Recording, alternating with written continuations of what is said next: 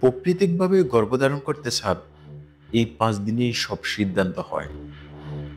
আপনার মাসিক নিয়মিত, শরীরে কোনো সমস্যা নেই, তবুও আপনি মা হতে পারছেন না। আসলে সমস্যা কোথায়? সাধারণ ভুলে দেরি হচ্ছে সন্তান আসতে। গর্ভধারণ করার সবচেয়ে উপযুক্ত সময়টা যদি আপনি মিস করেন, তাহলে কতটা না চেষ্টা করুন, ফল আসবে না। অনেকেই জানেন না কোন দিনগুলোতে ট্রাই করা উচিত, আর এটাই বড় ভুল। প্রতিটি নারীর একটি মাসিক চক্র থাকে, সাধারণতভাবে 28 দিনের। ডে 1 মানে যেদিন মাসিক শুরু হয়। এই চক্রের 14তম দিনে সাধারণ ডিম্বাণু বের হয়, যেটাকে বলা হয় অ্যাবুলেশন ডে।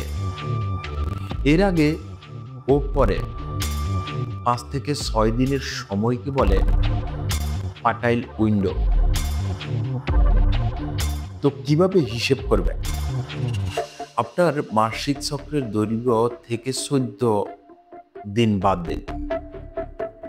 যেমন 30 দিনের চক্র হলে 30 - 14 ডে 16 হবে এভলিউশন ডে।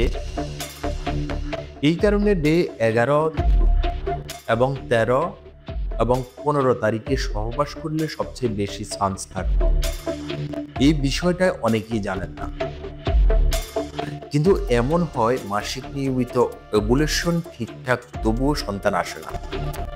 এটা হতে পারে ফ্যালোপিয়ান টিউব ব্লকেজ, AMS কম, এবং কি সাইলেন্ট হরমোনাল ইস্যু।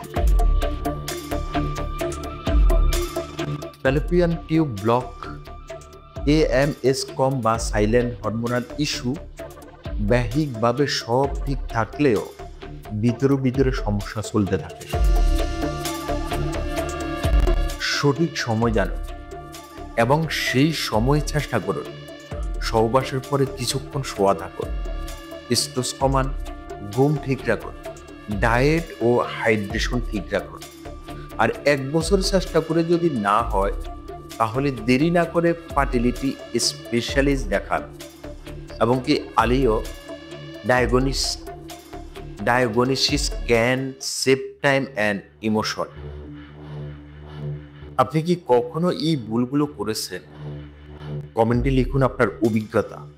আর এমন আরো সচেতনতা ভিডিও পেতে চ্যানেলটি সাবস্ক্রাইব করে রাখুন। পরের ভিডিওতে জানবো PCOS এবং থাইরয়েড কিভাবে গর্ভধারণে বাধা দেয় ও তার সঠিক সমাধান। সবাই ভালো থাকবেন, সুস্থ থাকবেন। আল্লাহ হাফেজ।